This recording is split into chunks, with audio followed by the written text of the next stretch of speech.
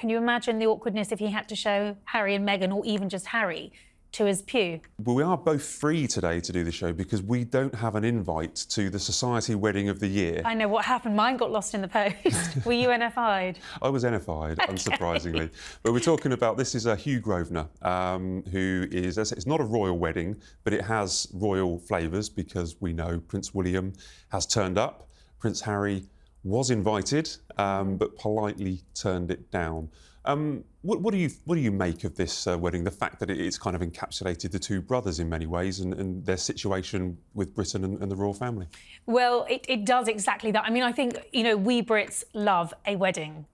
We love a royal wedding. We're not going to have another one for a while. So this sort of fits the bill because it's about as royal as you get for a non-royal wedding. This is the wealthiest, I think he's one of the wealthiest men in Britain. What is his fortune? He's the wealthiest under 40. Under, okay, so there you go. 10 billion pounds. Yeah. Extraordinary. So, I mean, you can guarantee it's going to be a great reception. The vintage Dom Perignon is going to be flowing. And the pews are going to be packed with some pretty powerful and impressive people. And, of course, some of Britain's most famous and oldest aristocratic families. So you'll have the Van Cutsums, you know, all of those families that are sort of not royal but mingle with royalty. And I think, you know, to your point, it very much highlights the rift between William and Harry, because ordinarily both of them would have been at this wedding. Hugh, or Hughie as is known to his friends, is very close to both William and Harry. He's one of those few friends that has retained that connection with both of them. He's godfather to Archie and he's godfather to George. And I think he must have been in a very difficult position when it came to the guest list and which brother was going to come and which wasn't. And, well, I understand he had a conversation with Harry. There was an invite to Harry, as well as to William. And Harry was diplomatic and said it's a long way to come from California, which, of course, he would have done ordinarily. But it would have been hugely awkward having both brothers there. And William is an usher at today's service. So can you imagine the awkwardness if he had to show Harry and Meghan, or even just Harry, to his pew? So William is an usher, and if Harry had been invited, he would have had to have shown his brother to his seat. I mean, I'm sure William would like to show Harry where to go right now, but in the case of that, yeah, I mean, he would potentially, as an usher, his job is to show guests where they're sitting. And I just think any encounter would have been deeply awkward. I mean, they came together, of course, for the unveiling of the statue of Princess Diana. We know they can do it, and again at the late Duke of Edinburgh's funeral, but I think unless they absolutely have to. And of course, you know, all of the headlines would be about the brothers and this rift, when this is actually a really important society wedding, and I think it would detract from certainly the bride and groom of the day, and no one would want that. We understand that William's trying to keep a low profile. He did sneak in quite quietly because he wanted it to be about, the bride and groom. And I think you've written about this as well, that Harry was invited, but there was an acknowledgement between Hughie and Harry that if he turned up, it'd be better for both sides. Is this diplomatic language, is this diplomatic spin that we are being told, or do you think that is the true story behind it? Look, I think knowing that Hughie is very close to both of the brothers, he was obviously in a difficult position, and I think, he was never going to invite one and not the other. I think his hope was that, Harry would gracefully bow out of this one, which is exactly what happened. I mean, I suppose if you're the Duke of Westminster and your wedding's going to be all over the front pages, are you going to want the spare there, or are you going to want the heir and the future king? I mean, the optics, of course, are better for Prince William to be there. And I think, it just highlights this divide, doesn't it? You've got these two royal camps operating. You've got the court of Montecito with Harry and Meghan, and the Hollywood society that they are engaging with and flirting with and entertaining with. But when it comes to sort of everything that's royal or aristocratic and British, I think it's going to be William that sort of comes top in the pecking order. So I think it's played out how it should. But yeah, I do think Harry was invited, and I think he's done the diplomatic thing by staying away. This is the life that, he has to face up to. Yeah, this is the reality of his situation. I mean, he left the royal family. I think a lot of people would say he didn't do it in the most respectful way.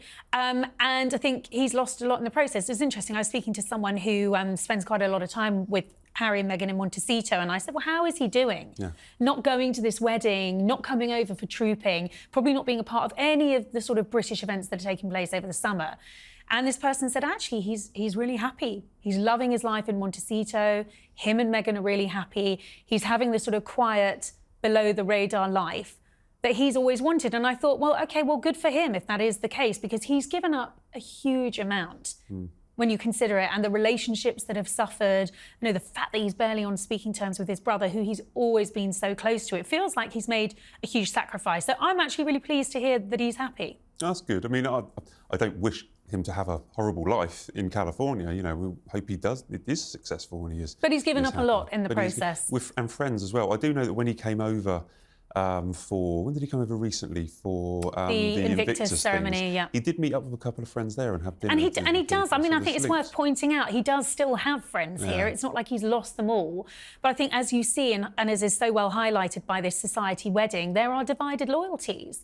There are always going to be, and there are some who are going to stay in William's camp, some who stay in Harry's. But I think, you know, I think there's a piece in the Mail saying how many friends he's lost along the way, and I think he probably has lost some friends. But that core group of friends he still speaks to. He still comes over and sees people like Mark Dyer and Guy Pelly.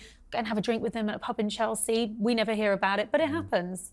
Do you think? Sorry, did you think that the friends have taken the side of William and other members of the royal family and are angry maybe with what Harry's done, or is it that they've just decided that it's better for them to, you know, it's an easier life for Harry's friends to kind of cosy up to William and members of the royal family?